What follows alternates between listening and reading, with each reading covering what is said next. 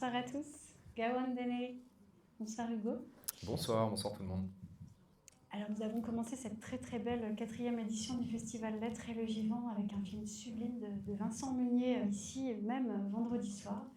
Nous avons poursuivi par 3 conférences littéraires absolument magiques au Récollet avec nos amis fidèles Éric Fotorino et Alexandre Lacroix et des intervenants extraordinaires. Puis un spectacle hier plein de grâce, ultramarin. On va finir ce soir par un moment nourrissant de partage et de discussion qui sera suivi donc d'une séance de dédicace à l'entrée, juste à l'entrée du cinéma. Hugo, merci d'avoir accepté cette invitation. Plaisir. Tu avais participé au festival il y a 2 ans déjà, c'était au cinéma de Guétari, Francine et Débat. La plupart des personnes présentes ici ce soir te connaissent évidemment, j'ose à peine te présenter. Tu es un journaliste engagé qui fait un vrai travail d'investigation et de terrain absolument indispensable sur tous les sujets liés à l'écologie, notamment avec l'émission Sur le front, sur France Télévisions et le média Vakita que tu as eu le courage de lancer. Donc il y a vraiment trop peu de journalistes avec d'aussi fortes convictions pour défendre ces sujets-là. Tu cites ce très beau proverbe africain que l'on retrouve dans Terre des Hommes de Saint-Exupéry, dans ton livre, qui dit « Nous n'héritons pas de la terre de nos ancêtres, nous l'empruntons à nos enfants ». Donc avec ce livre, Le paradoxe de l'abondance, tu te concentres sur l'agro-industrie et les périls qui en résultent. Tu commences cette BD par un constat. Je te cite, « Nous vivons un moment de bascule, les sols s'épuisent, les eaux se dégradent, l'air que nous respirons devient un poison lent. La question que tu te poses et que je te pose, c'est peut-on réparer ce qui semble irrémédiablement brisé? Et si oui, comment ?» Eh ben, dis donc, vous avez 6 heures devant vous. Non, mais effectivement, d'où vient ce titre déjà, le paradoxe de l'abondance. On est parti d'un constat avec mes co-auteurs Vincent et Dominique, c'est qu'on n'a jamais produit autant de nourriture dans l'histoire de l'humanité. On n'a jamais eu une abondance à ce point dans les rayons de nos supermarchés, de nos magasins. Et paradoxalement, cette production en abondance de nourriture détruit à court et moyen terme notre capacité à produire cette même nourriture. Je m'explique, la civilisation humaine telle qu'on la connaît aujourd'hui repose sur quelques dizaines de centimètres de terre fertile. Très vite, en dessous, quand on creuse, on tombe sur de la roche. Donc tout ce qu'on mange, tout ce qu'on consomme repose sur une fine couche de terre. Et cette terre fertile, c'est un équilibre entre des champignons, des bactéries, des organismes vivants comme les vers de terre. Et dès qu'on déséquilibre cette harmonie, on court le risque de priver le sol de sa capacité à produire de la nourriture. Et c'est précisément ce qui est en train de se passer. Dans 89% des sols agricoles en France sont dans un état de dégradation, selon les scientifiques. C'est-à-dire que cet équilibre dont je vous parlais est en train de basculer vers un désert biologique. Par exemple, le nombre de vers de terre à l'hectare a chuté de manière dramatique depuis les années 50. Il y a beaucoup moins de vers de terre aujourd'hui sur un hectare moyen en France que c'était le cas il y a quelques décennies. On a perdu en 30 ans en Europe 80% des insectes volants. Donc les insectes dont on dépend pour la pollinisation de nos cultures. Ça, il y a un moyen très simple de le constater, c'est les pare-brises des voitures. Moi, je me rappelle quand j'étais gamin que j'habitais en Alsace à l'époque avec mes parents et quand on traversait la France pour aller en vacances l'été sur la côte méditerranéenne, régulièrement, il fallait nettoyer le pare-brise parce qu'il y avait plein d'insectes qui venaient s'écraser sur le pare-brise. Bon, aujourd'hui, c'est beaucoup moins le cas. Il y a quelques insectes qui viennent s'écraser, mais plus au point de nous obliger à nous arrêter pour sortir la raclette. Donc ça, on le constate, cet effondrement, 80% en 30 ans, c'est énorme. Les oiseaux, c'est la même chose. Dans les plaines agricoles, on a perdu 30% des espèces des plaines agricoles sur la même durée, à peu près 30 ans. Et donc ça paraît long, 30 ans, mais en fait c'est extrêmement court à l'échelle de notre espèce, à l'échelle de l'humanité. C'est même pas une vie humaine. Donc qu'est-ce qui provoque cet effondrement? Qu'est-ce qui provoque cette menace sur les sols? C'est l'agriculture industrielle. Et c'est ce qu'on inflige à ces sols à travers notamment les pesticides chimiques et les engrais de synthèse. notamment la destruction de ce qui faisait la diversité des systèmes agricoles, notamment les haies, les bocages, les fourrés, cette uniformisation des surfaces agricoles pour faire passer plus facilement les machines, pour cultiver de manière plus intensive, exploiter le moins de mètres carrés, conduit les sols à mourir progressivement, à tel point qu'il y a beaucoup d'endroits en France aujourd'hui où on arrive à produire de la nourriture uniquement grâce aux intrants qu'on met dans le sol. Et donc c'est comme si on avait un substrat mort dans lequel on mettait ce dont la plante a besoin pour pousser, à savoir des pesticides, des engrais chimiques et des pesticides de synthèse. Et sans ces produits-là, dans beaucoup d'endroits, on n'est plus en capacité de produire de la nourriture. Et plus ça va, plus on utilise ces produits, parce qu'il y avait un plan de réduction des produits phytosanitaires qui n'a pas été respecté. On utilise toujours autant de produits chimiques en France, et on est un des plus gros consommateurs en Europe. Et plus, en fait, cette situation s'aggrave. Donc c'est de ce constat et de ce cri d'alerte des scientifiques et des agriculteurs qu'on est parti. Et on est plutôt préservé ici au Pays Basque par rapport à d'autres régions agricoles comme la plaine de l'Île-de-France ou dans la région des Deux-Sèvres, notamment ces grandes plaines céréalières, ou dans les Hauts-de-France. Mais malgré la culture du maïs. Pardon ? Malgré la culture du maïs. Alors il y a évidemment de la culture du maïs, mais on est quand même sur un territoire, pour une bonne partie du Pays Basque, qui est assez vallonné. Donc qui complique l'agriculture industrielle, qui préfère les grandes surfaces planes. Et puis on a quand même une culture de l'élevage, notamment de l'élevage des brebis, qui permet de résister face à l'extension des grandes cultures, et notamment des grandes cultures de maïs. Mais bien sûr, on n'est absolument pas épargné, notamment autour de Pau, dans les zones de culture de maïs qui bordent les rivières à cet endroit. Donc voilà, on est vraiment dans une situation catastrophique, hein, c'est le cas de le dire, et on est dans une forme de déni. En tout cas, les politiques sont dans une forme de déni, de vouloir être dans une fuite en avant, où on favorise toujours plus les exploitations les plus grandes, notamment à travers les subventions publiques. Hein. Plus les exploitations sont grandes aujourd'hui, plus elles ont d'hectares, plus elles touchent de subventions européennes. Et à travers cette espèce d'antagonisme qu'on essaye de créer entre les agriculteurs d'un côté et les défenseurs de la nature de l'autre, alors qu'en fait, il n'y a pas d'agriculture sans écologie et il n'y a pas d'écologie sans agriculture. Ça n'a pas de sens, les deux vont forcément ensemble. Et voilà, il y a une urgence à changer de système, et ce qu'on a voulu montrer dans cette BD, c'est qu'il y a d'autres systèmes qui existent et qui fonctionnent. Parce qu'on parle toujours de ce qui ne va pas, et quand on regarde la télé, on a souvent l'impression que tous les agriculteurs se ressemblent, que tous font la même chose, alors que ce n'est pas du tout le cas. Il y a plein d'autres manières de produire de la nourriture, et on a beaucoup d'exemples ici au Pays Basque. Hein. Je pense notamment à un garçon qui s'appelle Félix Noblia, qui est assez en pointe là-dessus, sur la manière de produire de la nourriture en s'aidant de la nature plutôt qu'en combattant la nature. Et on a plein d'éleveurs bio qui font beaucoup de choses pour essayer de résister face au rouleau compresseur de l'agro-industrie. Et on a voulu les mettre en lumière dans cette BD et montrer que oui, on peut faire autrement, oui, on peut nourrir la planète de manière différente, parce qu'on entend souvent cette petite musique, bah oui, mais on n'a pas le choix, il faut bien nourrir la planète. Non, la réalité aujourd'hui, c'est que pour la première fois dans l'histoire de l'humanité, il y a plus de personnes obèses que de personnes en malnutrition. Ouais, voilà, ça c'est un basculement récent. 2010, je crois, tu dis quelque chose. Ouais, c'est ces dernières années. L'obésité et donc le surpoids qui sont liés à une nourriture, notamment une nourriture très industrielle et en abondance beaucoup trop importante, génèrent plus de problèmes de santé et vont générer dans les années qui viennent beaucoup plus de morts que la malnutrition. Donc on surproduit de la nourriture dans les pays riches qui en ont pas besoin parce qu'on en a déjà trop, et on sous-produit de la nourriture dans les pays les plus pauvres qui, eux, ont encore des situations de malnutrition. Donc le système marche complètement sur la tête, et je vais prendre un seul exemple sur cette inéquité dans la production alimentaire, le saumon. Le saumon, aujourd'hui, que nous consommons ici en France, il provient à plus de 95% d'élevage. On est quasiment sur du 100% en fait, aujourd'hui dans la consommation globale de saumon. Et ce saumon d'élevage, qui vient pour beaucoup des pays nordiques, il est élevé avec de la farine de poisson sauvage.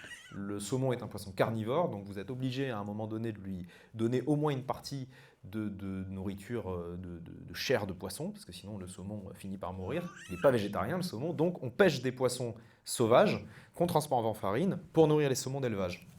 Ces poissons sauvages, on les pêche majoritairement au large des côtes de l'Amérique du Sud, au large des côtes africaines. Et donc on va prélever des ressources naturelles dont les habitants de ces pays relativement pauvres, voire très pauvres, ont besoin, pour les transformer en farine et aller nourrir des saumons qui, eux, vont nourrir les pays riches, parce qu'on n'importe pas de saumon écossais en Côte d'Ivoire ou au Ghana. Par contre, on leur prend, eux, leurs sardinelles, qu'ils ne peuvent plus se permettre d'acheter, parce qu'ils sont plus assez concurrentiels par rapport aux bateaux de pêche industriels qui font de la farine.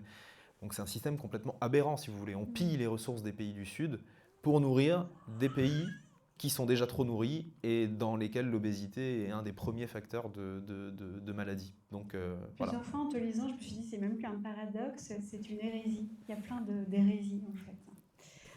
Il y a un autre sujet important dans ta BD, c'est l'eau. Oui, l'eau. Ah oui, l'eau. L'eau, c'est important, l'eau. Il faut boire de l'eau. Et on s'est rendu compte, je vais prendre juste un exemple, parce que sinon on pourrait en parler pendant des heures, mais le chlorothalonil. Le chlorothalonil, c'est un fongicide qui est interdit depuis un certain nombre d'années maintenant en France et en Europe, parce qu'il était extrêmement toxique, dangereux, notamment pour la santé humaine et pour l'environnement. Donc on a interdit ce fongicide. Le chlorothalonil, on n'a plus le droit de l'utiliser. Mais le problème avec les pesticides chimiques, c'est que ils se dégradent dans l'environnement à travers ce qu'on appelle des métabolites, donc c'est des sous-produits de ces pesticides. Et ces métabolites de pesticides sont persistants pour un certain nombre d'entre eux dans l'environnement, et notamment dans l'eau, puisque les fongicides qu'on a étendus, le chlorothalonil qu'on a étendu sur les champs, au fil des années, des décennies, s'est infiltré jusqu'aux nappes phréatiques. Et les métabolites de chlorothalonil se retrouvent aujourd'hui dans l'eau des nappes phréatiques, d'un certain nombre de nappes phréatiques. Donc un jour, nos amis suisses, qui sont souvent plus regardants que nous sur les questions environnementales, se sont rendus compte qu'il y avait du chlorothalonil dans l'eau potable. Et donc ils ont décroché leur téléphone et ils nous ont appelés, ils nous ont dit écoutez, nos amis français, si nous on a du chlorothalonil dans l'eau potable, vérifiez quand même votre eau potable. Il y a des chances que vous en ayez. Donc la France s'est mobilisée, on a lancé une grande étude, une grande enquête, on a analysé les captages d'eau potable. Et on s'est dit, on se fixe un seuil à 0,1 microgramme par litre de chlorothalonil dégradé. Au-delà de ce seuil, on considère que l'eau n'est pas potable, qu'il y a un risque pour les consommateurs, et donc on ne commercialise pas l'eau, enfin on ne distribue pas l'eau si on dépasse les 0,1 microgrammes par litre. Sauf que, quelques mois plus tard, patatras, les résultats de cette grande enquête sont tombés, et on s'est rendu compte que dans 30% des puits de captage d'eau potable en France, on dépassait le seuil. 30%. On est quasiment à un tiers de l'eau potable distribuée en France dépassait ce seuil des 0,1 microgrammes par litre de chlorothalonil dégradé. Que s'est-il passé à votre avis ? On a lancé un grand plan de fermeture de ces puits, de dépollution. On a interdit l'épandage de pesticides à proximité des points de captage pour pas que cette situation se reproduise, etc. etc. Pas du tout. C'est pas du tout ce qu'on a fait. On a multiplié le seuil par 9. Donc, on a fait passer le seuil de 0,1 à 0,9. Et d'un coup de baguette magique, les 30% de puits qui n'étaient pas conformes sont redevenus conformes. Et on a pu redistribuer l'eau au robinet. Et ça ne concerne pas que l'eau du robinet, ça concerne aussi de certaines eaux en bouteille. Par exemple, la Fiédelois. Je ne sais pas si certains d'entre vous consomment de la Fiédelois. C'est une eau pétillante qu'on trouve à Intermarché. La Fiédelois, pendant des mois, elle était introuvable dans les rayons d'Intermarché. Il n'y en avait plus du tout. Moi, je le sais parce que j'ai quelqu'un dans ma famille qui adore la Fiédelois et c'était la panique, quoi. Il n'y a plus de Fiédelois. On avait retiré la Fiédelois des rayons parce qu'elle dépassait les 0,1 microgrammes par litre de chlorothalonil. Donc, la Fiédelois, qu'est-ce qu'ils ont fait ? Ils ont pris leurs bouteilles, ils les ont mis dans un hangar et puis ils ont attendu. Ils ont attendu. Ah, le seuil passe à 0,9. Ils ont repris les mêmes bouteilles, ils les ont remis dans les rayons. C'est les mêmes bouteilles, c'est la même eau. Il y a toujours autant de chlorothalonil dégradé dedans, mais le seuil ayant été multiplié par quasiment 10, elle est redevenue potable. Cette situation, elle dit tout de l'absurdité de notre système sur la question de l'eau potable et des pesticides. Comme ces produits sont persistants, qu'on ne sait pas comment faire pour s'en débarrasser, la seule solution qu'on trouve, c'est d'augmenter le seuil et de dire tant pis, on augmente le seuil. Et ça dit énormément de notre impuissance face à ces produits et face à la dangerosité de ces produits. Et ça dit surtout que l'urgence devrait être d'arrêter d'épandre des pesticides au moins à proximité des points de captage. C'est-à-dire que l'endroit où on pompe l'eau potable, on arrête de mettre des produits chimiques autour. Même ça, ce n'est pas le cas aujourd'hui. On peut continuer légalement à épandre des pesticides, y compris certains qui présentent des risques et dont on connaît les risques, à proximité des zones de captage d'eau potable. Et même dans ton reportage, ce que j'ai appris aussi, on purifie l'eau avec du charbon actif qui vient de l'autre bout du monde. Donc oui, alors bon, on n'a pas le choix. Du Hein, coup, c'est-à-dire que, dépendant aussi. bien sûr, c'est-à-dire que le traitement de la potabilisation de notre eau dépend dans beaucoup d'endroits du charbon actif, qui est un peu la seule méthode qui permet de capter une partie des produits dégradés des pesticides. Et effectivement, ce charbon actif, on l'importe de certains pays, de l'autre bout du monde, et donc on est dépendant du commerce mondial pour notre eau potable. Et ça, on a eu des sueurs froides au moment du blocage du canal de Suez. Je ne sais pas si vous vous rappelez, il y a un énorme porte-container qui s'était mis en travers du canal de Suez. Je ne sais plus comment il s'appelait, il avait un nom, on en a parlé dans tous les médias. Il a bloqué le trafic du canal de Suez pendant un certain nombre de jours, voire de semaines. Et on s'est retrouvé à être quasiment en rupture de stock de charbon pour pouvoir potabiliser notre eau. Donc depuis, on a fait des stocks, on s'est dit, parce que si jamais ça... Mais ça dit beaucoup de choses sur notre dépendance pour quelque chose d'aussi vital que l'eau potable. On dépend effectivement de l'étranger. Aujourd'hui, on n'est pas capable de produire nous-mêmes ce charbon actif. Alors, quelle eau boire du coup? J'ai envie de vous dire qu'on n'a pas le choix. De toute manière, l'eau du robinet, elle est, oui, en effet, elle contient des produits, des résidus de pesticides, c'est un fait. Les eaux en bouteille ne sont pas épargnées. On se rappelle du scandale Perrier qui a dû traiter illégalement ces eaux. Alors là, ce n'était pas des pesticides, c'était des bactéries fécales. Bon, j'ai envie de vous dire, ce n'est pas forcément beaucoup mieux. Hein. Boire du caca ou des pesticides, je vous laisse choisir. Mais bon, si vous voulez, les embouteilleurs sont concernés aussi par ce problème-là. Donc, il ne faut pas non plus entrer dans la panique, c'est ce qu'on raconte dans la BD. Il y a des résidus de pesticides à des taux qui sont pour l'instant relativement faibles. On ne connaît pas l'effet sur des générations et avec l'effet cocktail de ça, plus ça, plus ça, plus ça. Mais là, la solution, elle est politique.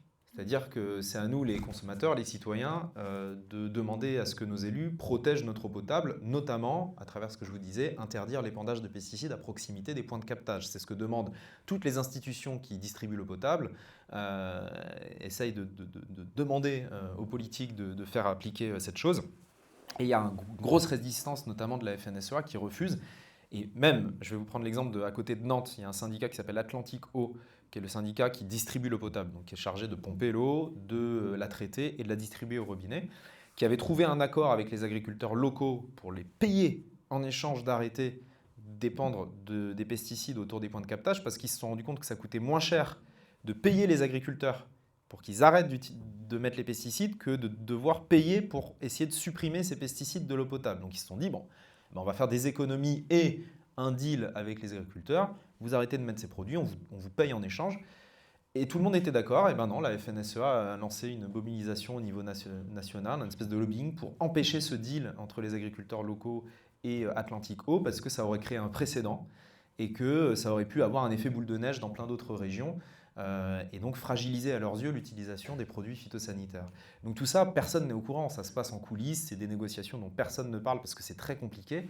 Mais je pense que c'est important que les gens soient au courant parce que c'est en ayant ces informations qu'on peut jouer notre rôle de citoyen et qu'on peut dire à nos politiques, notamment à nos politiques locaux, protégez-nous, protégez notre eau et protéger l'avenir de nos enfants qui vont être obligés de boire. Hein. Ça, c'est pas quelque chose dont on peut se passer. Autant on peut se dire, on peut éviter d'acheter du Chine ou on peut éviter d'acheter certaines choses dont on peut se dispenser. L'eau, on est obligé de la boire. Donc c'est vraiment un sujet prioritaire. Alors il y a des filtres à gravité qui existent. Moi j'ai mis ça chez moi. J'ai une espèce de filtre là où on remplit le filtre, la bonbonne du haut et pour passer dans la bonbonne du bas, l'eau doit passer par des filtres à charbon, des filtres, etc. Ça permet probablement de réduire un peu les résidus de l'eau. À quel point c'est efficace, je ne sais pas trop pour être honnête. Donc c'est un peu un problème pour lequel on n'a pas de solution, si ce n'est d'empêcher que ça s'empire. Voilà. Autre chose où j'aimerais que tu détailles un petit peu, c'est ce fameux label haute valeur. À la vôtre. Le label haute valeur environnementale. Oui, alors c'est vrai que le message qu'on essaie de transmettre dans cette BD et que je transmets à chaque fois, c'est le moins pire des labels aujourd'hui, c'est le label bio. Il a ses imperfections, il a ses défauts, il ne garantit pas que c'est des produits parfaits, mais de tous les labels existants, c'est celui qui a le cahier des charges qui est le plus restrictif et qui garantit en tout cas qu'il n'y a pas eu de pesticides chimiques et d'engrais de synthèse. Je dis bien chimiques parce qu'il y a des pesticides en bio mais qui ne sont pas des pesticides chimiques. Qu'il n'y a pas eu de pesticides chimiques et d'engrais de synthèse qui est utilisé, que pour ce qui concerne l'élevage, ce ne soit pas de l'élevage intensif, que la nourriture des animaux, c'est de la nourriture naturelle et pas du soja transgénique qui vient d'Amérique du Sud.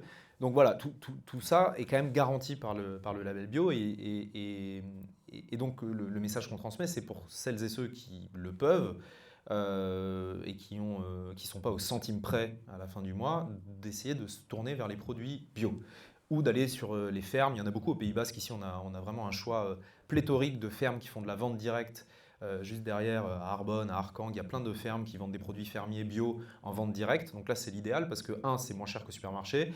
Deux, vous êtes sûr que l'argent que vous donnez, ça va directement aux paysans et pas à toute la chaîne des intermédiaires qui vont se servir au passage. Donc ça, c'est l'idéal. Mais à défaut, il vaut mieux au supermarché ou au marché essayer de se tourner vers un produit bio qu'un produit conventionnel. Et pour semer le doute dans la tête du consommateur, il y a tout un tas de faux labels, de vrais labels mais qui ne garantissent rien, qui ont vu le jour.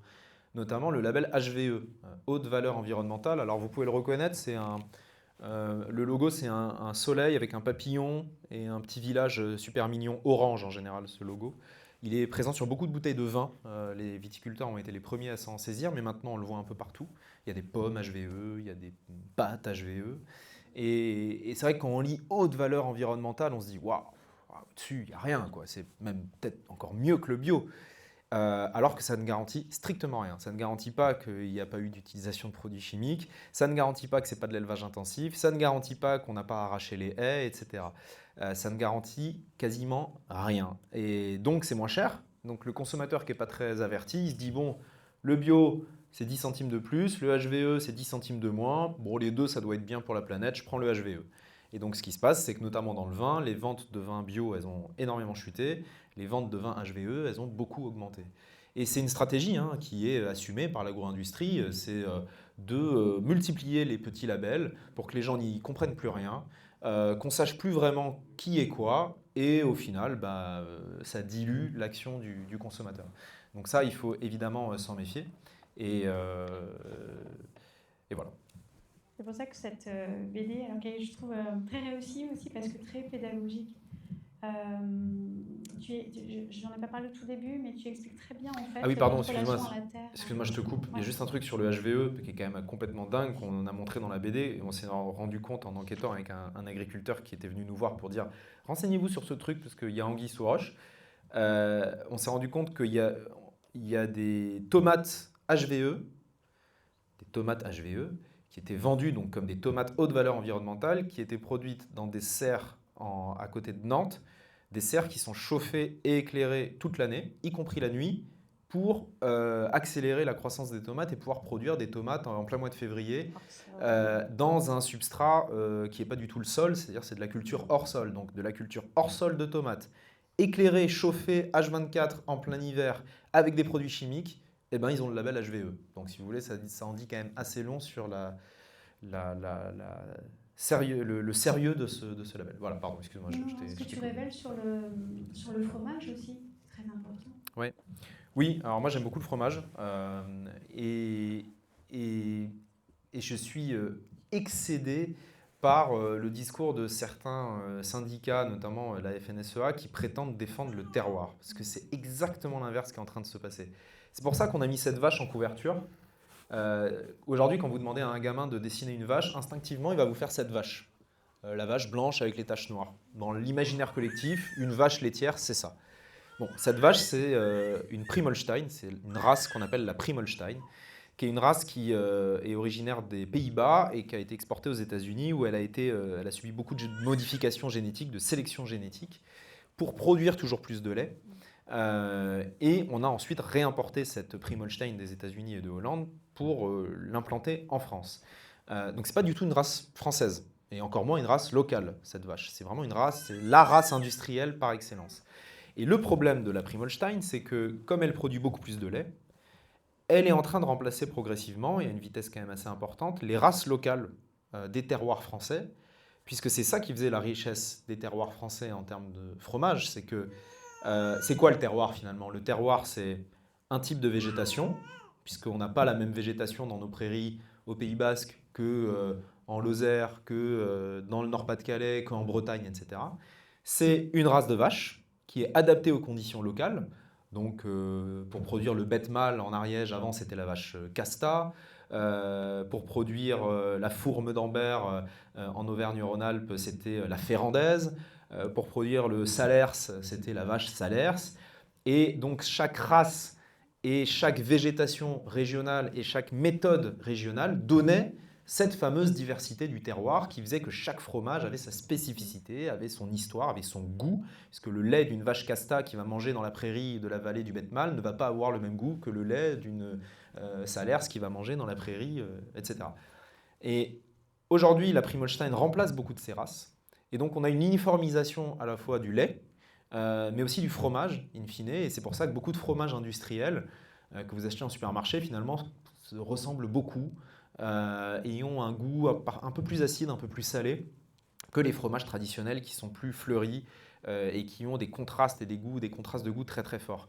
C'est pas seulement une histoire de goût, encore que, à mon sens, ça suffirait à justifier qu'on défende nos races locales, mais c'est aussi une histoire de respect des écosystèmes, parce qu'évidemment, les races locales qui pâturent dans un écosystème local avec un mode de production local sont des modes d'élevage qui sont la plupart du temps beaucoup moins industriels et beaucoup plus respectueux des écosystèmes, avec des prairies qui sont beaucoup plus petites, avec beaucoup plus de haies, où ça tourne beaucoup plus souvent, avec des paysans qui sont plus ancrés dans les territoires. Alors qu'évidemment, les élevages plus industrialisés, avec un seul type de vache qui est sélectionné pour produire toujours plus de lait, il n'y a pas ce même rapport à la nature locale. Et la vache casta pour le bête mâle en Ariège, aujourd'hui, il en reste à peu près 300. 300 à l'échelle de l'espèce. C'est-à-dire qu'on parle d'espèces de vaches qui sont plus menacées que le lion ou l'éléphant africain. Et c'est chez nous, et personne n'est au courant. Il y a même des associations de préservation de la vache casta qui se sont montées, où les gens les font se reproduire pour pas qu'elles disparaissent. Enfin, on est vraiment dans une extinction de toutes ces petites races locales. Et ça, moi, je trouve ça révoltant parce que c'est une partie de notre histoire et de notre patrimoine qu'on fait disparaître au profit de l'industrialisation. Et la Primolstein, vous pouvez même commander de la Primolstein sans cornes aujourd'hui, si vous voulez. Ils ont réussi à faire de la Primolstein qui n'a plus de cornes, comme ça c'est plus facile à manipuler, il y a moins de risques de blessures, etc. Donc on modifie les animaux, on uniformise tout ça, et c'est à la fois très triste pour le terroir fromager français et pour évidemment le respect de l'environnement qui en subit les conséquences. C'est important que tu révèles tout ça parce qu'on ignore, il y a beaucoup de choses qu'on ignore. On les voit, hein, ces vaches. Ici, pas trop, parce qu'on n'est pas trop une région bovine, mais si vous allez en Normandie, etc., vous voyez beaucoup de Primolstein. Et encore, quand vous les voyez, c'est bien, parce qu'il y en a un certain nombre, et malheureusement de plus en plus, qui sont en stabulation toute l'année, et donc qui sortent jamais. Parce qu'avec ça, encore une fois, je pourrais vous en parler pendant des heures, mais avec la stabulation des troupeaux de vaches, va souvent la méthanisation, c'est-à-dire qu'on préfère que les vaches soient à l'intérieur pour ramasser leur bouse, et valoriser cette bouse dans le méthaniseur pour produire du biogaz. Évidemment, si les vaches sont en pâture, vous n'allez pas vous amuser avec votre raclette à aller ramasser la bouse des vaches dans les pâtures. Donc il y a certains élevages où avant les vaches sortaient à l'extérieur, où maintenant elles ne sortent plus, elles restent en stabulation toute l'année pour valoriser les déjections en méthanisation. Et certains agriculteurs gagnent aujourd'hui plus d'argent en méthanisant leur bouse qu'en produisant de lait, quoi. Donc là, on est arrivé dans un système, encore une fois, qui est complètement fou, et c'est lié aux subventions qui incitent au développement de ces fameux méthaniseurs, dans lesquels on met aussi du maïs, soit dit en passant. C'est-à-dire que, et c'est le cas dans notre région, hein, on cultive du maïs pour le détruire. Ça, c'est quand même un truc de dingue quand on y réfléchit. On plante de la nourriture, on sait au moment où on la plante qu'on va la détruire pour faire du gaz. C'est complètement dingue. Voilà, pardon. Et tu dis d'ailleurs que le maïs consomme 25% de l'eau en France. Oui, alors ça, c'est un chiffre, beaucoup de gens, quand on dit ça, ne le croient pas. Pourtant, c'est un chiffre vraiment vérifié par le ministère de l'Agriculture, etc. Alors, il faut bien faire la différence entre l'eau prélevée et l'eau consommée.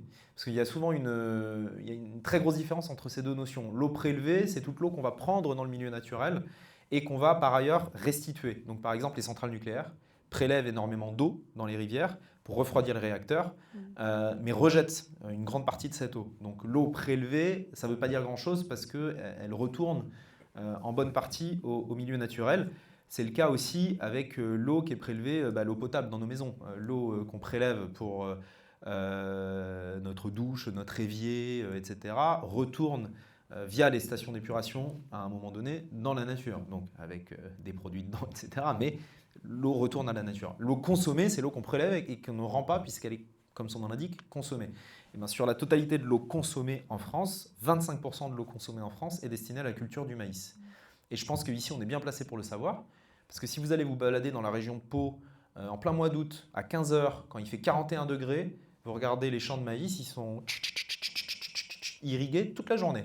Nous, on n'a pas le droit d'arroser notre jardin ou notre potager, il y a des restrictions sur l'usage des particuliers. Par contre, le maïs, on peut y aller, on pompe dans la rivière jusqu'à la dernière goutte et on irrigue en pleine canicule.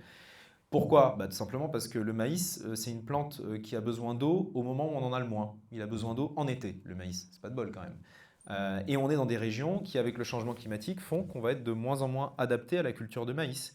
Il y a des régions en France qui sont adaptées à la culture de maïs, où il y a encore un été suffisamment doux, entre guillemets, une pluviométrie adaptée à l'été, qui fait qu'on peut encore, dans certaines régions, cultiver du maïs sans irriguer. Mais dans beaucoup de régions, on a besoin d'irriguer le maïs. Et c'est des quantités astronomiques, d'où ce fameux 25% de l'eau consommée en France qui est destinée à la culture de maïs. Et évidemment, le maïs, ce n'est pas le maïs qu'on met dans nos salades l'été, hein, ce n'est pas le bonduel là, qu'on met dans le saladier. Et ça représente un infime pourcentage du maïs qui est produit en France. Le maïs est majoritairement destiné à l'alimentation animale, pour beaucoup dans les élevages intensifs, des animaux qui ne voient jamais le jour et qui sont pour beaucoup nourris au maïs, à un usage industriel. Tout ce qui est production de sirop de glucose, tous ces aliments ultra transformés viennent en partie du maïs. Et donc on retrouve ça dans tous les aliments très mauvais pour la santé et qui causent tous les problèmes qu'on connaît. Et pour la méthanisation aussi et la production de carburant. On produit aussi du carburant avec le maïs. Donc on est vraiment sur de l'industrie et plus du tout sur ce qui fait le sens de l'agriculture, à savoir nourrir les gens, quoi. Voilà. Ce que je vais te demander aussi, c'est que pour ne pas continuer tout un chacun à subir passivement ce qui se passe, pour renverser la tendance, qu'est-ce qu'on peut faire ? Quel combat on peut mener à notre mesure ? Alors je dirais qu'il y a deux cas de figure. Soit vous faites partie de la France qui est au centime près, et il y a beaucoup de gens qui ont des tout petits salaires, qui doivent déjà se battre pour acheter à manger et payer les loyers, et qui à la fin du mois sont la corde au cou. Et dans ce cas, j'ai envie de vous dire que votre action, elle peut être essentiellement politique, c'est-à-dire rejoindre des associations, faire pression sur les élus pour qu'il y ait des changements, parce que évidemment, le consommateur n'a pas toute sa responsabilité, je vais y revenir. Soit vous êtes dans une situation plus confortable, où vous pouvez vous permettre, entre 2 paquets de pâtes ou 2 paquets de lentilles, on va parler des lentilles, de mettre 15 centimes de plus, 10 centimes de plus. Entre une pomme bio que vous allez acheter ou une pomme pas bio, de payer la différence au kilo. Si vous pouvez vous le permettre, l'acte le plus efficace, c'est celui-ci.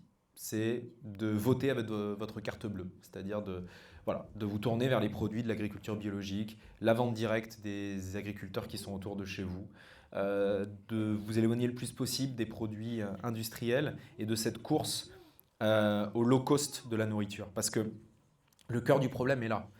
Nos grands-parents dépensaient beaucoup plus d'argent pour la nourriture que nous aujourd'hui. Ça ne veut pas dire qu'ils étaient plus riches. C'est-à-dire que dans leur budget, la part accordée à la nourriture était beaucoup plus importante. C'était même à une époque pas si lointaine la part la plus importante du budget des familles, la nourriture. Aujourd'hui, c'est peanuts par rapport à tous les autres postes de dépenses, à nos voitures, à nos loyers, à nos télécommunications, à nos abonnements, à nos loisirs, etc. La nourriture, on accepte, quand je dis on, c'est pas tout le monde, mais une partie des gens n'acceptent plus de payer de la nourriture à un certain prix. On veut que ce soit toujours moins cher.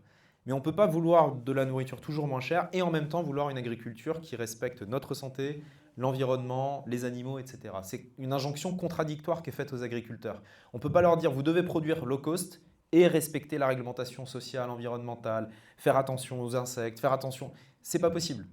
Si on tire vers le bas, on aura quelque chose au rabais. Donc, il y a une partie de la population en France qui n'est pas négligeable. On est quand même dans un pays riche par rapport au reste de la planète. Il y a 25% de cadres ou 23% de cadres en France. Et ben déjà, si tous ces gens-là, qui ne sont pas au centime près, loin de là, faisaient d'autres choix quand ils font leurs courses et acceptaient de payer un peu plus de la nourriture de qualité, déjà ça changerait du tout au tout la situation. Parce que les agriculteurs du coup qui produisent de manière plus responsable verraient un afflux financier très important qui leur permettrait de faire des investissements, qui permettrait que d'autres agriculteurs aussi se convertissent à une agriculture plus raisonnée. Donc ça, pour moi, c'est la clé. Voilà, ce pourcentage de la population qui a les moyens de faire d'autres choix et qui, pour l'instant, ne fait pas d'autres choix, en tout cas pas en majorité. Et puis, il y a ce que les politiques peuvent faire et ce que nous, on ne peut pas faire. Je prends juste l'exemple des lentilles. Je ne sais pas si vous avez vu sur le front qu'on a fait sur les lentilles récemment. On a fait une enquête sur le libre-échange, les accords de libre-échange, notamment le fameux CETA entre le Canada et l'Union européenne. On se retrouve dans des situations complètement absurdes où on interdit à nos agriculteurs certains produits, à raison parce qu'ils sont toxiques, ou certaines méthodes, et où dans le même temps, on importe de l'étranger des produits qui ne respectent pas la réglementation qu'on impose à nos agriculteurs. C'est le cas avec les lentilles du Canada.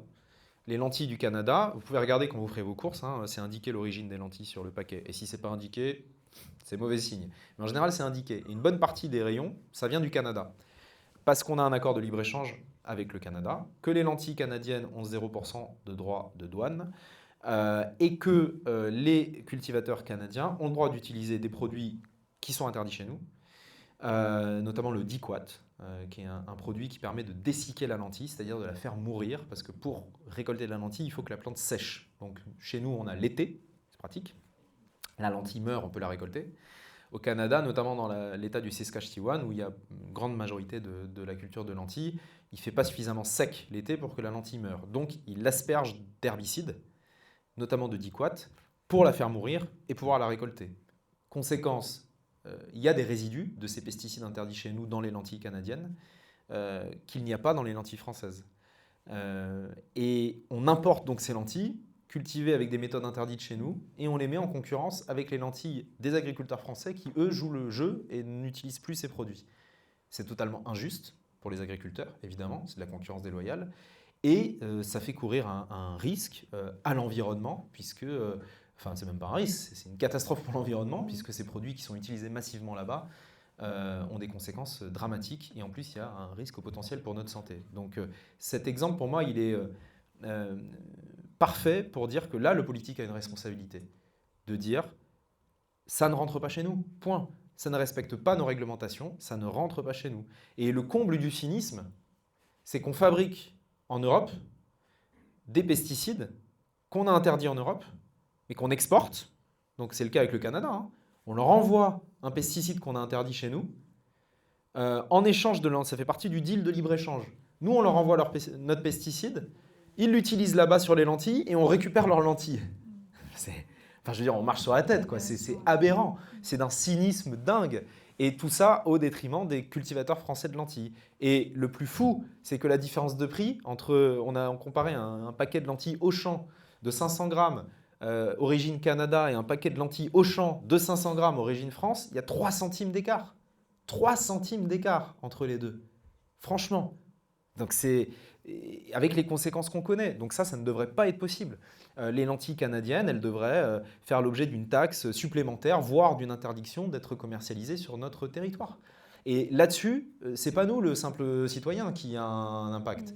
C'est le politique. Et donc c'est à nous de connaître ça déjà, d'être informés là-dessus et de faire pression sur nos responsables politiques pour que ce genre de situation arrête de se reproduire. Parce que la facilité, c'est quoi? Et c'est ce qu'ils disent. C'est on n'a qu'à réautoriser les produits qu'on a interdits, comme ça tout le monde sera à égalité. C'est ce que dit la FNSEA. C'est réautorisons l'acétamipride sur les noisettes parce qu'on l'a interdit chez nous alors qu'on l'importe de Turquie. C'est vrai, en Turquie ils utilisent de l'acétamipride. On importe les noisettes turques alors qu'on interdit à nos agriculteurs, à raison, de ne pas utiliser l'acétamipride. Et ils font travailler des enfants aussi en Turquie dans les champs de noisettes. Dans les vergers de noisettes, il y a des gamins de 11 ans qui bossent heureusement, chez nous, on n'a pas le droit de le faire. Et ça viendrait à l'esprit de personne de dire qu'il faudrait autoriser le travail des enfants chez nous pour qu'on soit à égalité. C'est exactement le discours qui est tenu sur les pesticides. Alors qu'on pourrait très bien décider de maintenir nos interdictions qu'on a faites chez nous, parce que la science nous a dit qu'il fallait arrêter de faire ça, et ne plus laisser entrer ces produits qui ne respectent pas nos règles. Mais pour ça, il faut du courage politique et il faut des gens qui se mobilisent pour que les politiques s'en emparent et décident ça. Et puis on importe aussi des choses qui ne sont pas aux normes et qui ne concernent pas que l'alimentation, qui sont aussi Ah des bah normes. évidemment, on pourrait parler de Chine. Enfin bon, là on est vraiment sur l'archétype enfin, je sais même pas quoi dire, quoi, tellement c'est éloquent. Quoi, Et après on dit ah oui mais les gens, oui mais il y a les vêtements made in France, ils coûtent trop cher, etc. Bah oui, tu m'étonnes, on a flingué notre industrie du textile en laissant rentrer tout et n'importe quoi chez nous. Donc entre un t-shirt à 2 euros et un t-shirt à 25, bah oui, les gens, évidemment, la plupart qui ne sont pas informés, ils vont acheter le t-shirt à 2 euros. Mais un t-shirt ne devrait pas pouvoir coûter 2 euros. C'est pas possible. Parce que c'est impossible que les salariés aient été respectés, que l'environnement ait été respecté. Quand il y a un t-shirt qui coûte 2 euros, c'est qu'il y a quelqu'un qui a payé l'addition quelque part, forcément. Voilà. J'aimerais maintenant que le micro circule parmi vous. Je suis sûre qu'il y a plein de questions. Alors, qui a des questions à poser?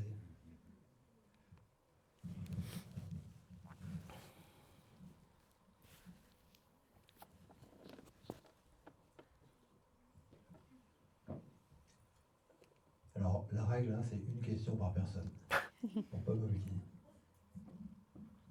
Alors, j'ai qu'une question. Tout ça, c'est d'abord, je suis d'accord, c'est un accès à l'information, il faut le savoir. Quelle est votre position sur les moyens d'action pour que ça change? Parce qu'effectivement, on voit bien qu'il y a, je veux bien que les cadres pourraient manger bio, 25% ça ferait un flux financier, mais on voit bien qu'il y a une résistance complète de la population à se mobiliser ou à faire pression sur les politiques pour que ça change. Peut-être parce que c'était une histoire d'argent, ou peut-être parce que le monde est devenu individualiste, j'en sais rien. Et moi, ce qui m'intéresse de savoir, c'est comment on renverse la table, comment on y arrive. On a vu qu'à Sainte-Soline, ceux qui manifestent même gentiment par rapport à certains enjeux environnementaux se sont fait massacrer. Donc il y a une peur, il y a une démobilisation par rapport à tous ces enjeux, qui n'est pas qu'un problème de désinformation. Alors, j'y ai un peu répondu déjà. Je ne partage pas totalement le constat qui est de se dire qu'il y a une résistance complète de la population. Je pense qu'il y a une résistance d'une partie des gens qui, pour la plupart, c'est pas parce qu'ils veulent résister, c'est parce qu'ils s'en foutent, ou ils sont pas au courant, ou ils sont pas informés. Mais je pense aussi qu'il y a toute une partie de la population qui est très consciente des enjeux et qui a envie que ça change. Et on le voit d'ailleurs, hein, tout n'est pas noir non plus. Le bio, par exemple, qui a traversé une crise ces 3 dernières années, là commence à sortir la tête de l'eau, il y a une reprise des ventes, les magasins bio se portent beaucoup mieux qu'avant, etc. Donc il n'y a pas non plus, le portrait n'est pas totalement noir et je pense qu'il y a une partie des gens, et si vous êtes là ce soir, c'est probablement parce que vous en faites partie, en tout cas certains d'entre vous, qui ont envie que les choses se passent différemment. Donc j'en reviens à ce que je disais, pour moi le premier pouvoir c'est le pouvoir du consommateur. Tant que ça ne changera pas, le reste ne pourra pas suivre. Parce que c'est Peter Singer qui disait ça, mais ce que vous pensez, ils s'en foutent. Complètement. Le seul truc qu'ils regardent, c'est qu'est-ce que vous achetez. Voilà. Vous pouvez penser ce que vous voulez, faire des tweets, des statuts sur les réseaux sociaux, des pétitions, etc. C'est très bien. Mais qu'est-ce que vous achetez? Voilà. Où va l'argent? Le seul point qui compte, en tout cas le plus important, c'est celui-ci. Donc tant que ça, on n'arrivera pas à le renverser quelque part et à faire... pourquoi je prends l'exemple des cadres et des gens qui gagnent leur vie correctement? Parce que si vous dites un discours beaucoup plus généraliste, on va tout de suite vous opposer, bah oui, mais quand vous êtes au SMIC, effectivement, vous êtes au centime près en fait. Donc je peux comprendre qu'il y a des gens qui sont vraiment au centime près. Et à ces gens-là, je ne vais pas aller leur expliquer qu'il faut faire l'effort d'acheter des produits qui coûtent un peu plus cher, etc. Mais vraiment, je vous assure que si les gens qui gagnent le mieux leur vie en France, je ne parle pas des ultra-riches, hein, je parle de la population qui gagne correctement sa vie, si déjà ces millions de gens changeaient leur mode de consommation, mais ça changerait tout, parce que c'est eux qui ont le pouvoir d'achat. Et c'est eux qui déterminent comment les chaînes industrielles et comment les circuits de distribution se mettent en place. Donc ça, je pense qu'il ne faut vraiment pas sous-estimer ça. Alors oui, hein, c'est sûr, ça prend du temps. Hein. Il faut convaincre, il faut informer, il faut réussir à prendre la parole, à aussi s'adresser en dehors des cercles déjà convaincus. Et ça, moi, c'est quelque chose auquel je tiens beaucoup. On me reproche parfois d'aller faire des émissions un peu mainstream, de divertissement, etc. Mais si vous voulez toucher des populations qui ne sont pas informées sur ce sujet, il faut sortir de la petite bulle écolo. Parce que ça, c'est un drame aussi, je trouve, de l'époque et qui est beaucoup lié aux algorithmes sur les réseaux sociaux, c'est que tout le monde est dans des bulles de confirmation. Moi, quand j'ouvre mon compte Insta, quand je vais sur Instagram, j'ai l'impression que tout le monde est d'accord avec moi. Parce que l'algorithme a compris que j'étais intéressé par les animaux, par la nature. Et donc, il me propose que des contenus de gens qui protègent les animaux, que des trucs super. Et donc, je pourrais penser que tout le monde est écolo, quoi. C'est fou. Mais pas du tout. La personne qui ne pense pas comme moi, à l'inverse, va être alimentée uniquement par des contenus qui vont la conforter dans ce qu'elle pense. Et donc, se créent comme ça des bulles qui ne communiquent plus, où tout le monde est persuadé d'être majoritaire et où en fait, personne ne se parle, quoi. Et donc, pour casser ça, il faut réussir à aller parler dans des endroits où on ne vous attend pas, dans des endroits où le cœur du sujet n'est pas l'environnement, mais où vous allez quand même pouvoir apporter ce sujet, essayer de transmettre des informations. Bon, ça, c'était une parenthèse. Et l'autre chose qui, moi, me semble la plus efficace, c'est de rejoindre ou de constituer des associations. Et quand je dis des associations, ce n'est pas forcément des associations nationales. Encore qu'elles font un super boulot et heureusement qu'on a des assos comme L214, 30 millions d'amis, etc. Parce qu'en termes de lobbying au niveau des politiques, elles ont du poids. Mais le plus efficace, et ça moi je le constate partout, c'est les associations locales. C'est le petit collectif de riverains qui va se monter, ils vont être 10 au début, contre l'abattage de 7 allées de platanes. Voilà. Il y a 3 platanes à l'entrée du village. Le projet d'aménagement de la commune prévoit de les couper pour mettre je ne sais pas quoi à la place. Et ben, il y a 10 personnes dans le quartier qui vont commencer à se mobiliser, à aller sonner chez les voisins pour faire signer une pétition, à aller à la mairie pour déposer la pétition, à demander un rendez-vous avec le maire, à créer un compte Facebook. Si ça avance pas, aller faire une manif, même si vous êtes 5 devant la mairie, peu importe. Mais en fait, ces actions locales, c'est ce qui marche le mieux. Et il y a des milliers de victoires qui sont remportées partout dans le pays sans que personne n'en parle jamais, par toutes ces petites associations, parce que les politiques, au niveau national, ils s'en foutent un peu. Un électeur, c'est abstrait pour eux. Les politiques, au niveau local, ils s'en foutent pas du tout. Surtout à l'approche des municipales.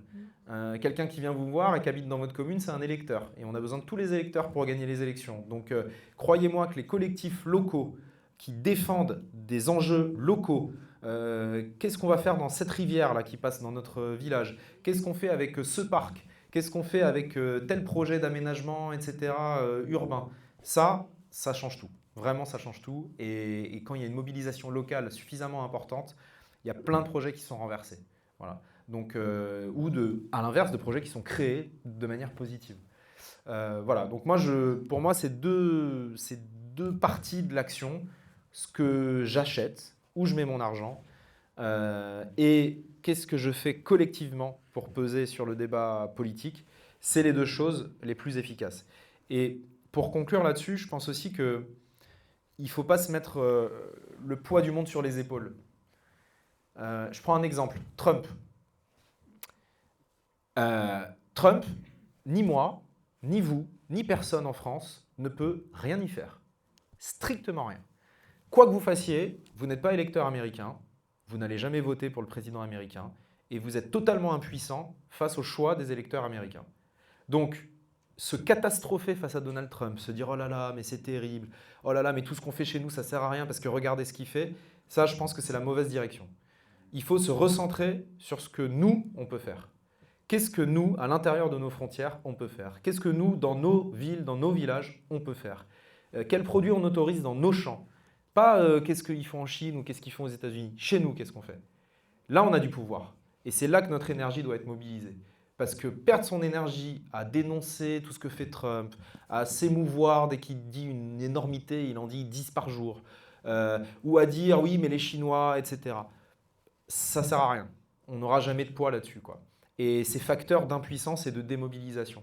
Recentrons-nous sur ce qu'on peut faire nous, et on peut faire plein de choses. Bonsoir, merci. compliqué. Selon le site Partage International, je ne sais pas, vous êtes journaliste, je ne sais pas si vous en avez jamais entendu parler, c'est tout à fait un site qui donne des informations extraordinaires et qui dit que tous les problèmes là, que vous soulevez et qui sont très prégnants, ils ont en réalité une origine spirituelle dans la mesure où en tant qu'être humain, on ne sait pas qui on est, quoi. Et que l'enjeu actuel, c'est justement de re-questionner tout le narratif, notamment le narratif économique qui est dominant et qui nous conditionne, qui conditionne toutes les relations entre les nations, quoi. Et que l'humanité doit prendre conscience qu'elle est un seul et même être, quoi, comme un organisme. Et actuellement, avec les structures économiques qui nous opposent, qui nous maintiennent en compétition les uns avec les autres, c'est comme une maladie auto-immune. Et que la seule issue qui va s'offrir, enfin je ne veux pas être trop long, mais c'est compliqué, c'est l'origine spirituelle des choses. La seule issue qui va s'offrir, si l'humanité ne veut éviter de se détruire dans un avenir relativement proche, c'est quand les nations acceptent de se mettre de partager les ressources de façon beaucoup plus équitable et nous mettre surtout dans les relations humaines à coopérer. Arrêter d'être en défiance les uns rapport aux autres. Enfin, ce sont des informations, je les recommande à tout le monde, elles sont étonnantes et je ne vais pas parasiter les choses. Non, mais c'est très intéressant. Je vais vous répondre. Qui sommes-nous? Des animaux, des primates de la famille des grands singes, qui se prennent pour autre chose que des animaux. L'espèce humaine est la seule espèce qui pense qu'elle n'est pas une espèce animale. Et de là, à mon avis, vient la situation dans laquelle on se trouve. La rupture est arrivée notamment avec les religions monothéistes. Hein.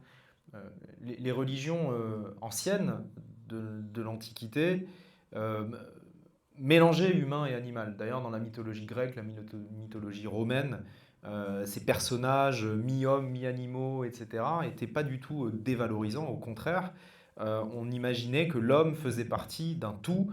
Les Grecs croyaient notamment à ce qu'on appelle la métempsychose, c'est-à-dire la transmigration des âmes. Donc, c'est pour ça que Pythagore, ce cher Pythagore, défendait déjà à l'époque le végétarisme, parce qu'il considérait que l'âme humaine, lorsque le corps mourait, migrait dans une âme animale, quelle qu'elle soit, et donc elle pouvait migrer dans une mouette, un chat, un pigeon, peu importe. Et que donc potentiellement manger cet animal revenait à manger son ancêtre, son ami disparu, son frère disparu, etc. Donc il y avait une conception du monde qui était effectivement où l'espèce humaine était intégrée dans le règne animal.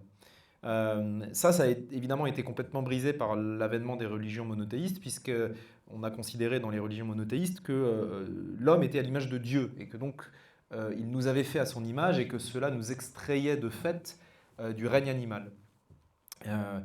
Or, nous ne sommes que des animaux. Et nous sommes une espèce à l'échelle de la planète, particulièrement jeune. Homo sapiens, on a à peu près 300 000 ans. Si la planète avait 24 heures, on apparaîtrait à 23 heures, 59 minutes et 59 secondes. Donc on est un battement de cils à l'échelle de l'histoire de la planète. C'est pour ça que quand j'entends « il faut sauver la planète », ça me fait un peu sourire. La planète, elle n'a pas besoin de nous, elle était là avant, elle sera là après. Et de toute manière, la planète ne sera pas sauvée, puisque quand le Soleil deviendra une géante rouge, elle sera détruite comme tout le système solaire. Voilà pour la fin inéluctable. Mais en attendant, quand on dit « il faut sauver la planète », en fait, on parle de nous. Et nous sommes une espèce animale qui, comme toutes les espèces animales, aura une fin et peut disparaître. Et on a tendance à oublier que d'autres espèces humaines nous ont précédés. On a côtoyé, Homo sapiens a côtoyé d'autres espèces humaines qui ont depuis disparu, notamment des espèces qui ont vécu bien plus longtemps que nous. Homo erectus a vécu 2 millions d'années. On est à 300 000 ans. Est-ce qu'on tiendra 2 millions d'années? Pas sûr. Ça fait beaucoup au rythme où on va. Donc, nous sommes vulnérables et nous dépendons des autres espèces animales pour vivre, tout simplement. Un biologiste m'a un jour donné une image que j'ai retenue et que je répète souvent, c'est le concept de biodiversité est un peu abstrait parce qu'on ne comprend pas bien pourquoi une espèce qui disparaît dans la jungle amazonienne, dans la forêt amazonienne, a un quelconque impact sur notre vie. Et effectivement, si demain le coucou rouge de Saturnin, je ne sais pas si cette espèce existe, hein, je viens de l'inventer, disparaît, elle n'existe probablement pas, ma vie ne va pas changer. Si le vaquita, qui est le cétacé le plus menacé du monde, disparaît, ma vie ne va pas changer. Mais à force, évidemment, cela aura un impact sur notre espèce. Il faut voir la biodiversité comme une salle de cinéma dans laquelle on est toutes et tous. Et chaque petit boulon de cette salle, chaque brique de cette salle est une espèce. Si vous en enlevez quelques-uns, il ne se passe rien. Et on se rend compte de rien. Si vous en enlevez quelques dizaines, bon, il y a peut-être une lumière qui va tomber quelque part, mais on se dira, c'est pas grave, on va réparer. Et puis le jour où vous enlevez des milliers de boulons, des milliers de briques, tout le cinéma s'effondre et on meurt tous ensemble. C'est la situation dans laquelle on risque d'arriver un jour. C'est qu'on dépend entièrement des autres espèces vivantes pour survivre. On ne peut pas régner sur un cimetière. Le fantasme d'être un humain au milieu d'une planète où il n'y a plus d'autres formes de vie qui survit grâce à sa technologie est un fantasme que les scientifiques ont déconstruit depuis très longtemps. On dépend des insectes pour manger, on dépend des espèces sauvages pour nous protéger des virus, on dépend du phytoplancton pour respirer, rien que ça. Les océans produisent 50% de l'oxygène qu'on respire. Donc, nous ne pouvons pas vivre sans les autres. Voilà. Et nous ne sommes pas une espèce plus indispensable que les autres. Paul Watson prenait une image que j'aimais bien, qui est celle d'un vaisseau spatial. La Terre, c'est un vaisseau spatial. Hein. On navigue dans une immensité dans laquelle il n'y a pour l'instant, à notre connaissance, pas de forme de vie similaire à la nôtre. Et nous sommes en train de massacrer les ingénieurs de ce vaisseau spatial. Les insectes, le phytoplancton, les vers de terre. Et nous, on est des passagers, pas vraiment indispensables à la croisière, et on s'amuse en détruisant et en tuant ceux qui permettent au vaisseau spatial de fonctionner. Et je trouve que de renverser cette perspective-là, de se dire qu'on a autant besoin des autres espèces que des humains, ça permet de bouleverser un peu les hiérarchies qu'on fait, notamment sur le fantasme selon lequel on serait l'espèce la plus intelligente. La plus intelligente par rapport à quoi ? Qu'est-ce que l'intelligence ? Alors, on va partir sur un café philo. Et l'intelligence, est-ce que c'est être capable de fabriquer des objets absolument prodigieux comme des fusées ou des têtes nucléaires ? Ou est-ce que c'est la capacité à survivre à l'évolution ? Si l'intelligence d'une espèce est jaugée à l'échelle de sa capacité à survivre à l'évolution, et donc à transmettre ses gènes le plus longtemps possible, on ne fait probablement pas partie des espèces les plus intelligentes.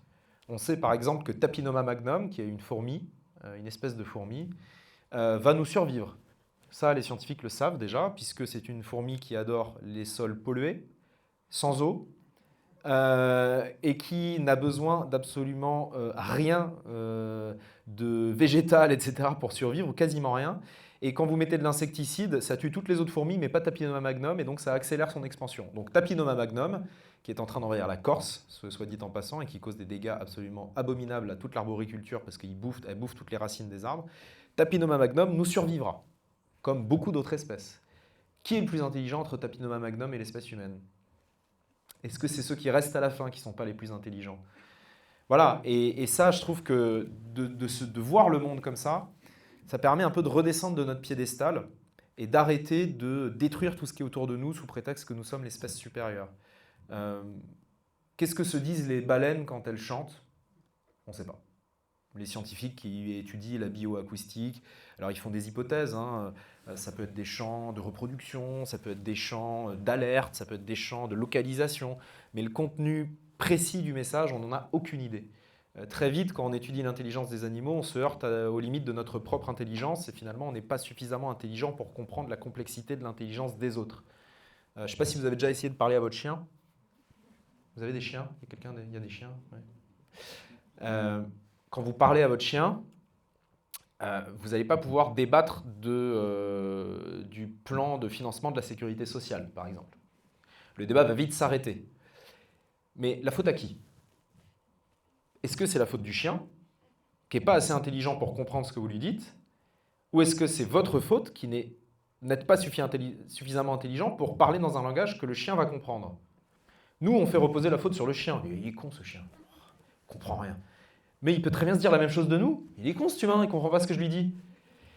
Et ça, on n'en sait rien. On n'a aucun moyen d'être dans leur cerveau. Quand on se réveille le matin, on est humain et on lit le monde avec nos lunettes d'humain et on ne pourra jamais comprendre la complexité du monde animal aussi bien que la complexité du monde humain parce que c'est un autre univers. Donc voilà, tout ça devrait nous inciter à la modestie, devrait nous inciter à traiter correctement les autres espèces vivantes et surtout à prendre conscience qu'on a besoin des autres et qu'on aurait intérêt à changer notre manière de percevoir le monde et de percevoir notre propre espèce. Moi, je vous incite à lire Le Chant perdu des baleines de Laurence Faoli, qui était là ce week-end avec nous. Une autre question? Oui, une question par rapport à l'agriculture intensive. Pardon. On a vu que c'était un modèle qui détruisait l'environnement, qui est à bout de souffle. Comment expliquer qu'autant d'agriculteurs suivent encore ce modèle-là et que la FNSEA soit aussi puissante, parce qu'à chaque fois qu'on essaie d'aller dans la bonne direction, on voit qu'elle nage à contre-courant et on a vu que c'est tous ensemble qu'il faut qu'on avance dans la bonne direction. Comment expliquer qu'autant d'agriculteurs n'aient pas encore pris conscience, sachant en plus les difficultés économiques qu'ils ont, ils sont endettés autant que possible, Ouais. les produits phytosanitaires leur coûtent une fortune. Beaucoup ont conscience.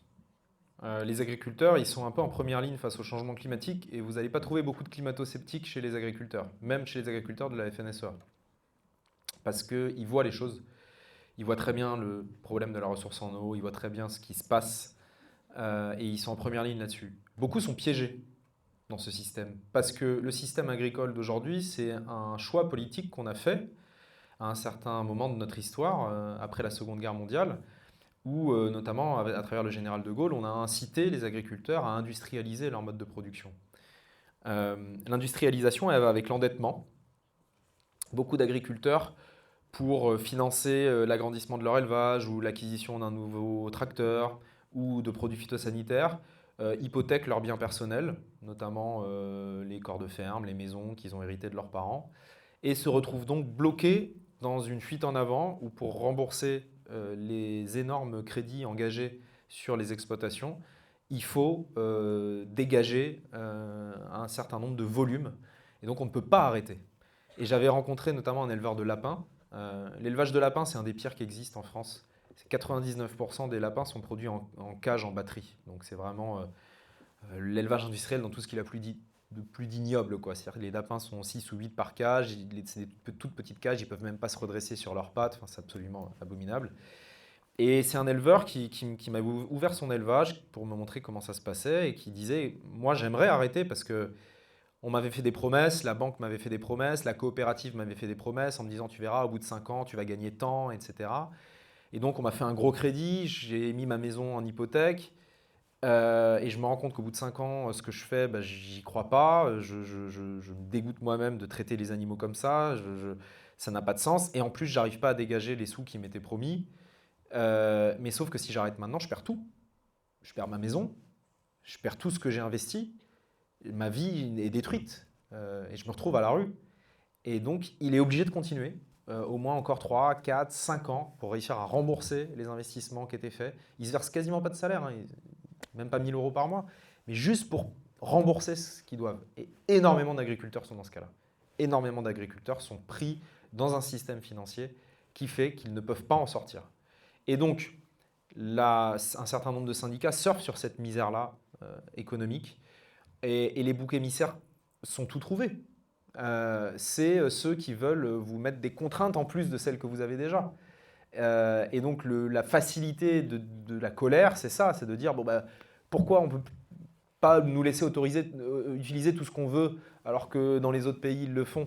C'est vrai que c'est plus simple, c'est plus facile de diriger la colère là-dessus que de diriger la colère vers ceux qui les ont mis là-dedans. Et il y a aussi j'ai rencontré la semaine dernière un agriculteur qui était dans l'agriculture intensive, un céréalier, qui maintenant est malade d'un cancer développé à cause de l'exposition aux produits phytosanitaires. Oui, parce que c'est ça aussi le truc, c'est que les premières victimes des phytos, c'est les agriculteurs. Hein.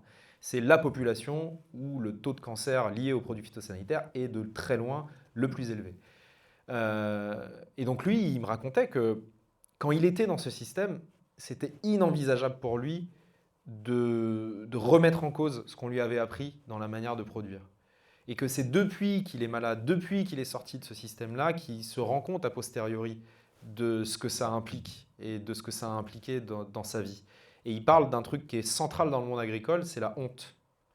Et c'est un milieu où on n'ose pas souvent appeler à l'aide, où on n'ose pas dire qu'on n'y arrive pas, parce qu'il y a des rivalités entre voisins, il y a des rivalités pour récupérer tel bout de terre, etc. Et c'est un milieu qui est extrêmement dur. Et contrairement à ce qu'on peut croire et ce que les syndicats racontent, ce n'est pas du tout un milieu qui est solidaire. C'est un milieu très individualiste, l'agriculture, et très dur. Et donc, il y a beaucoup de gens qui sont vraiment complètement piégés là-dedans et qui tout simplement ne peuvent pas, même s'ils le veulent, en sortir. Et c'est pour ça que Félix Noblia, il développe une idée qu'on donne dans la BD et qui est très intéressante, c'est que c'est à la société d'aider le système agricole à faire la transition. On ne peut pas demander aux agriculteurs de le faire seuls parce qu'on les a mis dans ce système-là. On leur a dit c'est comme ça qu'il faut produire. Ils ont fait ce qu'on leur a demandé et ce que les politiques leur ont demandé. Donc maintenant, on leur dit c'est plus comme ça, en fait, c'est comme ça. Ben oui, mais il y a des crédits sur 25 ans, en fait. Donc c'est pas d'un coup de baguette magique qu'on va pouvoir changer comme ça. Et donc ce coût, parce que ça a un coût, la transition agricole, c'est à la société de le supporter. Et c'est notamment aux entreprises. Félix Noblia, il soumet l'idée que les entreprises qui font du bénéfice, évidemment, je mets de côté les entreprises qui galèrent à s'en sortir, mais les entreprises qui font du bénéfice pourraient très bien affecter une toute petite partie de leurs bénéfices à des crédits agricoles, comme il y a des crédits carbone, etc., pour aider les agriculteurs à changer leur mode de production, pour que le risque financier, ce ne soit pas eux qui le prennent. Parce que les services que nous rendent les agriculteurs, notamment à travers les haies, l'entretien des haies, c'est un exemple tout bête, mais les haies, ça rend des services écosystémiques à la société entière, en fait. Ça ralentit l'érosion, ça permet de préserver la biodiversité. Enfin, c'est un service commun qui est rendu par les agriculteurs de ne pas arracher les haies. Sauf que eux, ça leur rapporte rien, ça leur coûte. Et donc, ça leur coûte à eux perso, alors que c'est un service qu'ils rendent à la société. Ben ça, c'est pas normal. Et ça devrait être aussi la société, à travers les entreprises, qui participent à financer ce service qui est rendu par les agriculteurs. En fait, on ne peut pas traiter l'agriculture, à mon sens, comme n'importe quel pan de l'économie. Voilà. Pour moi, on ne peut pas considérer que l'agriculture, ça doit être comme tout le reste, ça doit être soumis aux mêmes règles, à la même concurrence, etc. Parce qu'on parle de vivant, on parle de terre, on parle de sol. On ne parle pas d'une usine qui fabrique des choses. Là, on parle de ce qui est vital pour nous. Et donc, on devrait l'aborder avec une autre approche. Voilà. Pour aider ces agriculteurs à sortir de ce système-là. Et le meilleur moyen, en attendant, d'aider ceux qui font des efforts, c'est d'acheter leurs produits. Voilà. Bonjour. Bonjour. Je n'avais pas forcément prévu de parler, donc je vais demander un peu d'indulgence à l'auditoire si ma question n'est pas très claire. On parle d'abondance et il y a un sujet sur lequel je sais que vous êtes assez pointu et qui vous tient à cœur, c'est l'abondance de la viande dans notre alimentation. Et alors ma question, est-ce que c'est vraiment une question? L'autre fois, je me suis posé la question de est-ce que finalement un chasseur, et je ne suis pas là pour soutenir la chasse du tout, loin de là, mais est-ce que finalement un chasseur, en tuant la bête, il n'a pas plus la valeur de l'animal et de ce qu'il va manger derrière, plutôt que nous qui nous trimballons dans des supermarchés en voyant des sachets de jambon multicolores et en prenant ça comme si c'était un pot de sauce tomate, sans aucune autre valeur de plus, alors que c'est quand même un animal qu'on a abattu. Et donc voilà, je trouve que la question de la viande est centrale, même en termes écologiques, quand on parle de maïs, etc., pour les nourrir. Et je ne sais même pas si j'ai vraiment une question derrière. Non, mais c'est super intéressant. Alors, je vais vous répondre très clairement. Moi, je ne suis pas contre la chasse en tant que telle. Quand la chasse est destinée à se nourrir, effectivement, je pense qu'il vaut mieux aller chasser un sanglier qu'aller acheter du cochon qui vient d'un élevage intensif. À choisir entre les deux, pour moi, il n'y a pas d'hésitation à avoir. Le problème avec la chasse en France aujourd'hui, c'est que c'est essentiellement une chasse de loisirs, c'est-à-dire qu'on tue énormément d'animaux qu'on ne mange pas. Je pense aux renards, je pense aux blaireaux, je pense à tout un tas d'oiseaux, etc., qui représentent la grande majorité des animaux qu'on tue, qui ne sont pas consommés. Et parmi les animaux qu'on consomme le plus à la chasse, les perdrix, les faisans, ce sont pour la plupart des animaux d'élevage, qu'on a élevés dans des élevages, qu'on a lâchés pour les chasser. Donc là, on n'est pour moi pas du tout sur la logique naturelle de la chasse. Mais moi, je n'irai jamais dire à quelqu'un qui chasse, en France ou ailleurs d'ailleurs, pour se nourrir, que ce n'est pas bien ce qu'il fait. Voilà, moi, ce qui me pose problème, c'est chasser pour s'amuser. C'est tuer des animaux parce qu'on trouve ça rigolo et parce qu'on s'occupe et qu'il n'y a pas de finalité derrière alimentaire. Voilà. Donc je suis pas anti-chasse ou anti-pêche. C'est pas du tout ça la question. La question, c'est quelle finalité? Est-ce que la souffrance qu'on inflige à l'animal, elle a une utilité derrière ou un côté indispensable, ou est-ce qu'on pourrait s'en passer? Et malheureusement, la plupart des chasseurs, ils chassent, mais ils vont aussi acheter le jambon au supermarché. Enfin, c'est pas une pratique. Il y a certainement des contre-exemples, mais ils sont extrêmement minoritaires. Voilà. La réalité de la chasse aujourd'hui, c'est que c'est des gens qui font ça pour s'amuser et qui par ailleurs vont faire leurs courses au supermarché comme tout le monde, quoi. Donc voilà pour vous répondre là-dessus. Et après, moi j'ai un point de vue très nuancé sur la viande, parce que personnellement je suis végétarien. Mais je ne dis pas à tout le monde il faut devenir végétarien. Déjà parce que c'est un choix qui est éthique, presque philosophique, et je serais bien mal gardé de donner des leçons là-dessus, parce que pendant 27 ans j'ai mangé de la viande et ça ne m'a pas posé de problème, donc je ne vois pas pourquoi tout d'un coup j'aurais une légitimité plus que les autres pour parler de ça. Mais je suis partagé aussi là-dessus et nuancé sur la question de l'élevage paysan. Moi je pense qu'on a besoin d'un élevage paysan dans l'écosystème agricole, et que des exploitations plus indépendantes en agroécologie, qui ne dépendent pas des fournisseurs d'engrais, etc., sont souvent des exploitations qui ont une partie d'élevage dans leur exploitation. La polyculture élevage, c'est-à-dire d'avoir des cultures, un petit troupeau, etc., c'est souvent plus vertueux que de faire que de la céréale ou de faire que de l'élevage intensif. Donc le modèle polyculture élevage sur un modèle paysan, extensif, avec des petites quantités, pour moi fait sens. Et on sait malheureusement que dans beaucoup de régions, quand ce type d'élevage disparaissent, ils sont remplacés par des grandes cultures et par de l'agriculture industrielle qui est bien pire pour l'environnement que l'élevage paysan à petite échelle. Mais l'élevage paysan dont je parle est absolument incapable de répondre à la demande actuelle de viande. Et c'est là toute la question. Et c'est pour ça que moi je dis qu'il faut qu'on réduise massivement notre consommation de viande, parce que quand on mange, comme aujourd'hui en France, 86 kg par an et par personne, c'est absolument impossible que l'élevage paysan réponde à cette demande. Il faudrait 70 fois la France en superficie pour pouvoir produire autant de viande sur un modèle paysan, éthique, etc.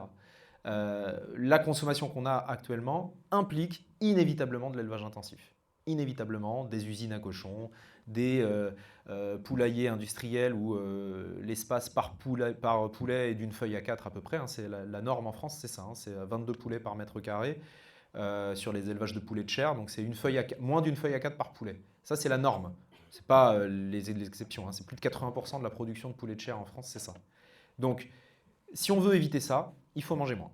Il faut manger le poulet fermier du dimanche qu'on va acheter avec l'éleveur d'à côté. Ça, oui, bien sûr.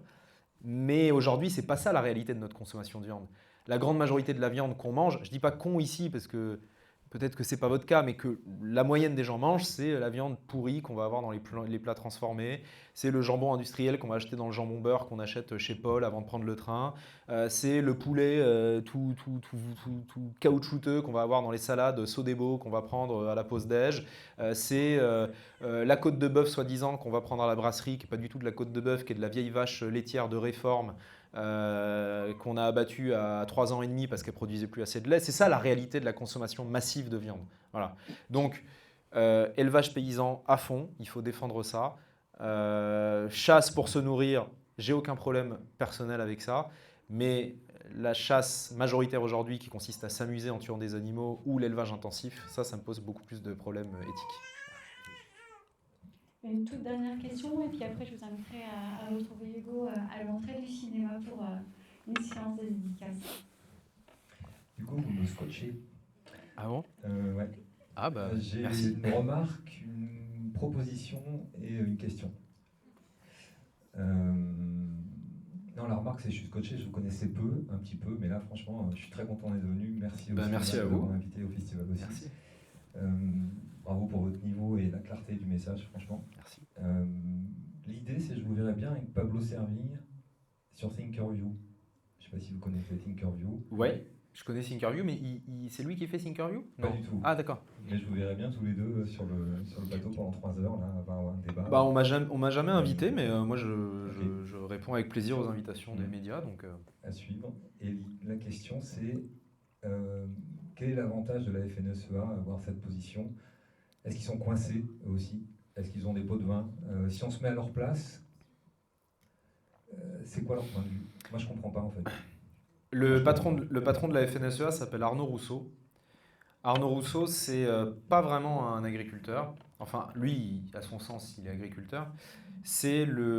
Alors, il a à peu près 500 ou 600 hectares de culture céréalière, donc c'est une immense exploitation à l'échelle de la France. Et surtout, il est président du groupe Avril, qui est un géant de l'agroalimentaire, qui fabrique notamment des huiles alimentaires, qui génère plus d'1 milliard d'euros de bénéfices chaque année. Donc qui est plusieurs milliards d'euros de chiffre d'affaires chaque année. Beaucoup de bénéfices, peut-être pas milliards, mais c'est une énorme multinationale. Donc il est à la fois patron du groupe Avril, à la fois patron de la FNSEA. Il défend les intérêts de l'agro-industrie. Voilà. Il défend ses intérêts et ceux de l'agro-industrie.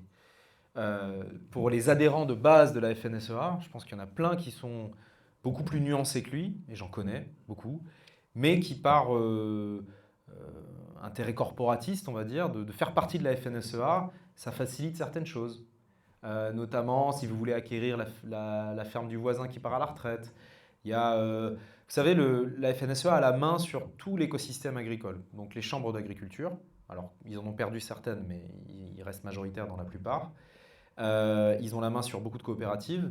Ils ont la main en partie sur la SAFER, qui est un organisme qui s'occupe du transfert des terres agricoles. Et donc, quand vous êtes dans la réalité du métier et que vous voulez avoir certains avantages qui vont vous faciliter la vie, ça peut avoir un intérêt de faire partie de la FNSEA. En tout cas, beaucoup plus que de faire partie de la Confédération paysanne, qui vous attire souvent plus d'emmerdes que de bénéfices. Donc, voilà, c'est un mélange d'intérêts pour ceux qui sont à la tête de ce syndicat et qui, par ailleurs, ensuite, ont souvent des postes politiques. Monsieur Duplon, le bien nommé, Laurent Duplon, qui a créé cette loi qui réintroduit les néonicotinoïdes et qui facilite l'installation des élevages intensifs, qui est désormais député, était un ancien responsable régional de la FNSEA. Donc, si vous voulez, il y a une porosité très importante entre les dirigeants de ce syndicat et une partie du monde politique et une partie des industriels. Voilà. Donc c'est un mélange d'intérêts politiques, financiers, d'influence qui explique tout ça. Mais encore une fois, je ne mets pas dans le même panier les dirigeants de ce syndicat et les adhérents de base qui, pour beaucoup, ont un intérêt local à être dans ce syndicat, mais comme on peut avoir intérêt à se syndiquer à la CGT si on est à la SNCF, parce qu'on sait qu'en étant syndiqué, on va être plus protégé de nos supérieurs hiérarchiques, qui vont plus hésiter à nous réprimander. Enfin voilà, il y a tout un intérêt personnel parfois à se syndiquer qui peut s'expliquer, quoi.